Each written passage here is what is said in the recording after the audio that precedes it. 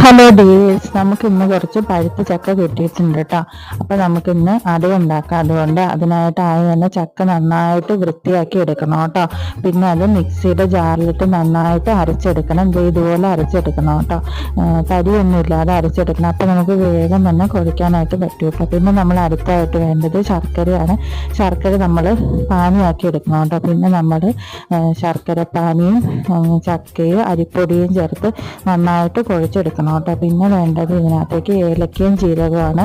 പിന്നെ തേങ്ങാക്കൊത്തും തേങ്ങയും ഇടണം കേട്ടോ. പിന്നെ ഇത്രയും കൂടി ചേർത്തിട്ട് നന്നായിട്ട് കുഴച്ചെടുക്കണം കേട്ടോ. പിന്നെ നമ്മളൊരു വാഴയിലയിൽ വെച്ചിട്ട് നമ്മൾ പരത്തി എടുത്തുകൊണ്ടിരിക്കുകയാണ്. ഇതിന് നമുക്ക് വാഴയില അല്ലാതെ ഇടമേല ഉപയോഗിക്കാം കേട്ടോ. അതിവിടെ ഇല്ലാത്തതുകൊണ്ടാണ് ഞങ്ങൾ വാഴയില എടുക്കുന്നത്. ഇതെല്ലാം പരത്തി കഴിഞ്ഞിട്ടുണ്ട് കേട്ടോ. പിന്നെ നമുക്ക് ആവിയിൽ വേവിച്ചെടുക്കാം കേട്ടോ. അപ്പം പെട്ടെന്ന് തന്നെ വെന്തോടെ ഒരുപാട് സമയമൊന്നും എടുക്കില്ല കേട്ടോ. നമ്മുടെ ചക്കയുടെ റെഡി